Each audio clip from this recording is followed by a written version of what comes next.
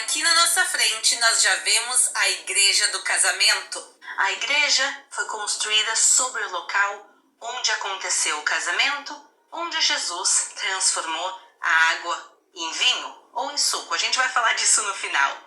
Mas esse local é muito especial por causa desse milagre e por isso milhares de pessoas vêm aqui todos os anos para se casar. Então, num dia normal, se vocês chegarem nessa igreja, vocês vão ver noivas passando de um lado para o outro.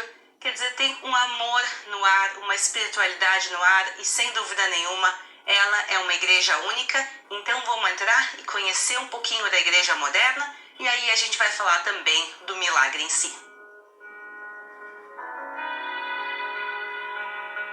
Essa igreja foi construída em 1881 e eu acho que é a primeira vez que eu entro aqui e não está acontecendo nenhum casamento e nem renovação de votos matrimoniais. É realmente diferente ver esse local tão vazio.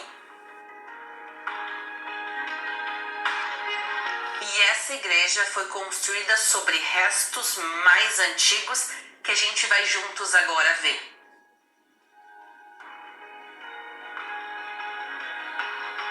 Mas o que se encontrou? Se encontrou dos tempos de Jesus uma casa que foi usada entre o século I e o século IV, o que faz muito sentido, já que os casamentos naquela época, na maioria, eram realizados em casa. Por cima dessa casa se encontrou uma sinagoga bizantina, que não funcionou muito tempo, e por cima dessa sinagoga se encontraram restos bizantinos. Se encontraram alguns sepulcros e se encontrou também um ábsis. O ábsis é a parte principal da igreja, onde fica o altar, indicando que sim, cristãos vinham aqui orar desde os tempos bizantinos e mais tarde, no período cruzado, vai ser construída aqui uma igreja e por cima disso tudo, a igreja moderna que a gente acabou de ver. Mas eu tenho certeza que vocês querem ir comigo ver os restos dos tempos de Jesus, então vamos lá.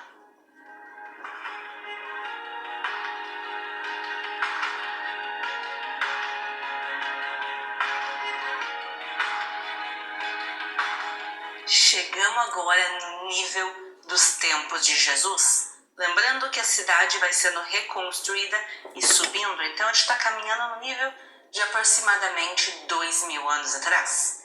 E aqui ficava a casa onde Jesus é convidado ao casamento.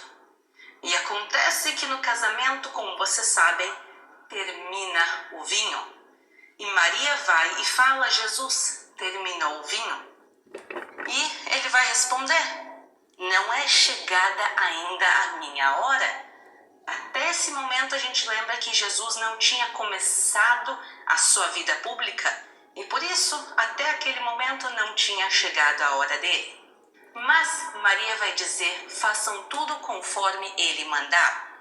E aí ele ordena encher 6 talhas de água. Não jarros, talhas. Isso aqui é uma talha. As talhas são reservatórios de água. E não é qualquer talha, pessoal. Aqui nas escavações arqueológicas se encontrou ela. Então tem teorias que dizem que talvez essa seja uma das 6 talhas originais. E isso se encaixa muito bem no texto bíblico, que fala que as talhas elas eram para purificação dos judeus. Quer dizer, era um reservatório de água usado para purificar objetos ou as mãos dos judeus que estavam na cerimônia. E esses reservatórios naquela época eram feitos de pedra. Então faz muito sentido que essa seja a talha original ou que seja uma igual a essa. E por isso, pessoal, tirando da cabeça de vocês aquela imagem das 6 jarrinhas e sim 6 talhas, se calcula que em cada talha podia caber até 100 litros. Então imaginem os servos agora, sem entender o que está acontecendo, vindo e enchendo. Meus irmãos, eu gostaria de chamar a atenção de vocês para, imagino eu, o verdadeiro significado do casamento em Caná da Galileia. Se deu para vocês perceberem Hoje, no local do casamento, tem uma igreja, a Igreja Católica. Dá para entender que naquele momento estava nascendo a Igreja Católica ali. Estava nascendo. Como? Com o decorrer da história. Presta bem atenção, porque está escrito no casamento. Jesus foi convidado. Jesus e seus discípulos. Faltou vinho. Os servos, foi a Maria. O que tem a ver, Maria? A mãe de Jesus, o que tem a ver? Sabemos um slogan hoje da Igreja Católica Apostólica Romana, que eles usam: pede à mãe que o filho atende.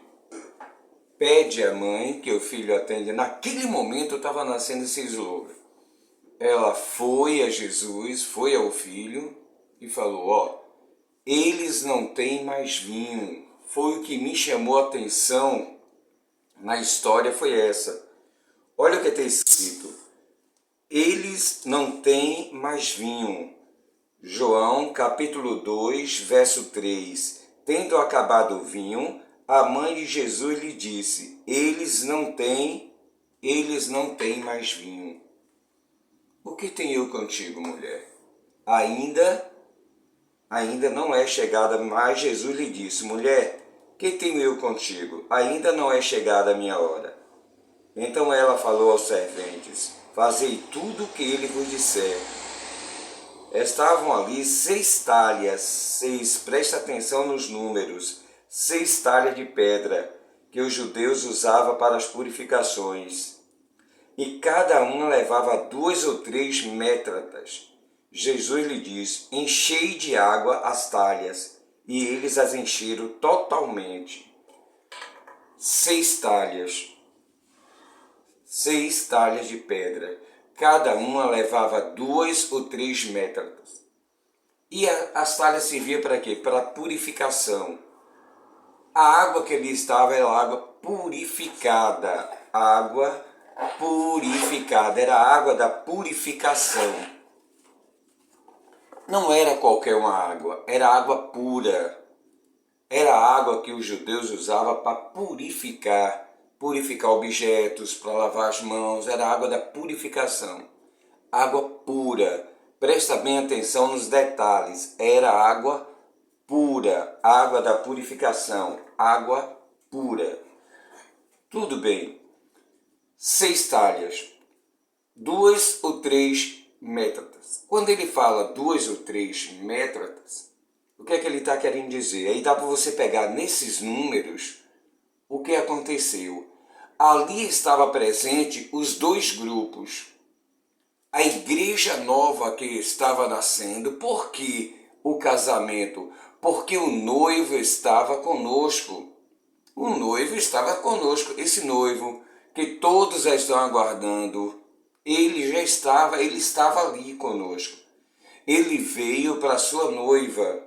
Ele veio para a noiva dele, que é a igreja judaica, era os judeus. Ele veio para os seus e os seus não aceitaram. A noiva não aceitou. A noiva havia trocado ele por outro. Está entendendo? De lá de dentro ele tira outra noiva, que são os 12 discípulos. Os 12 discípulos é a nova igreja.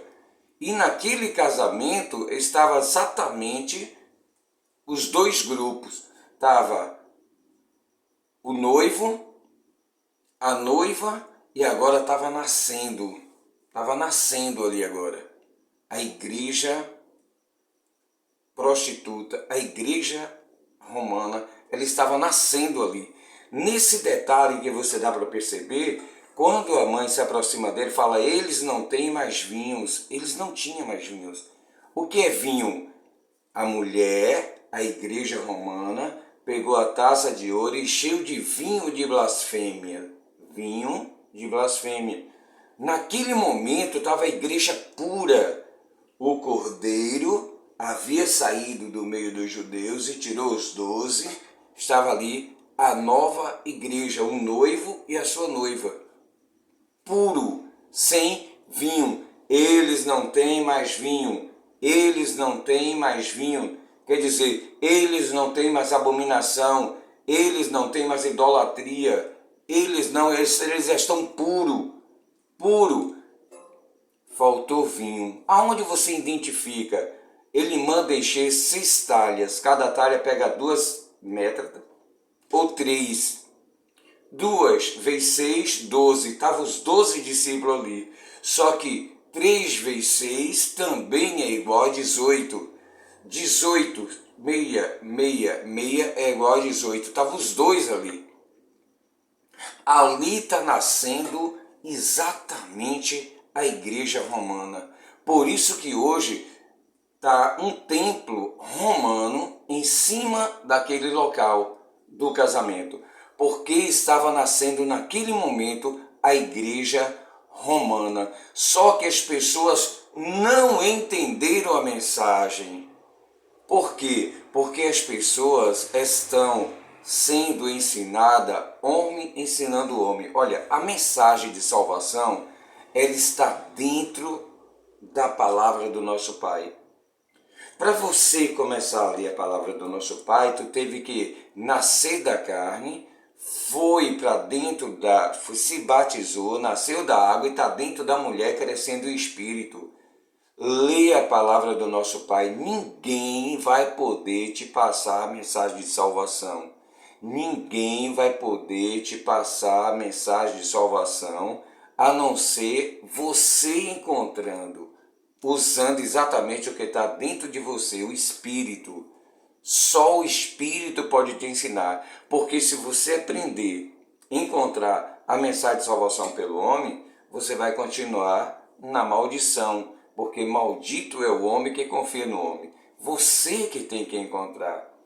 Estuda mais a palavra do nosso Pai, vai pegando os detalhes, percebeu que ali estava a igreja pura?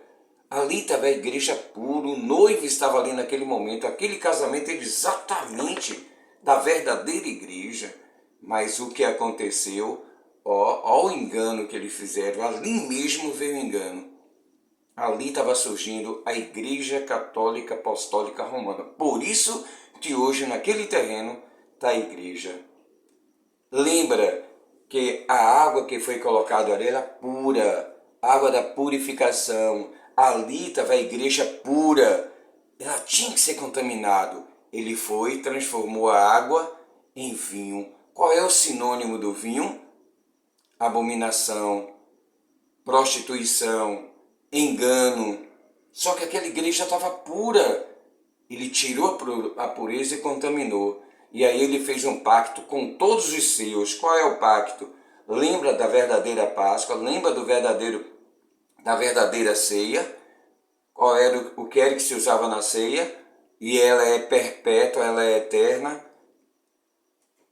Folhas amargas, carne de cordeiro, folhas amargas, carne de cordeiro e pão asmo. Quer dizer, a palavra do nosso Pai pura.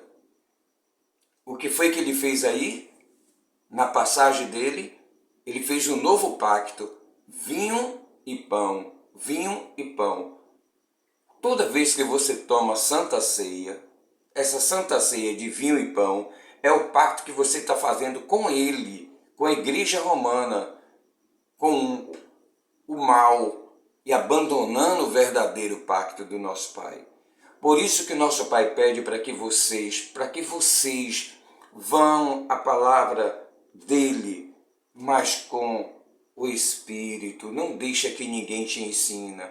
Vê tudo, ouve tudo, lê tudo, retenha só o que é bom e chega à conclusão da salvação, que o que o nosso Pai mais quer é que todos se salvam, todos.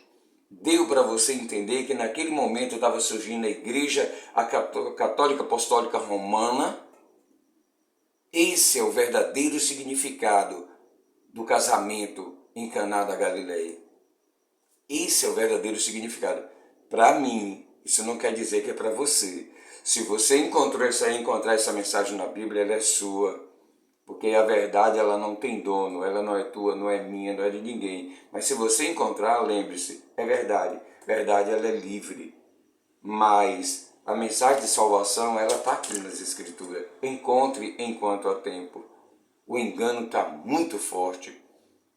Ele transformou a água pura, a água da purificação, transformou em um vinho enganador. É esse vinho que Babilônia nos deu. Lembra? Cada um primeiro serve o vinho ruim. Primeiro foi o vinho ruim dos judeus. Não pode andar X metros no sábado, não pode fazer isso, vinho ruim. Depois serviu o vinho bom, contaminou toda a terra. Claro, o vinho bom todo mundo tomou até se embriagar. Foi o que aconteceu com a Igreja Católica Apostólica Romana, que enganou todos nós e nos colocou dentro do templo, que é abominação. O templo, ele é abominação. Ele é pagão. O templo onde vocês estão dentro das igrejas, ele é pagão. E todos vocês que estão tomando ceia, vocês também estão no mesmo pacto. É exatamente esse momento. O vinho e o pão é o pacto daquele momento. Que nosso Pai nos abençoe e nos encontraremos na eternidade. Que assim seja.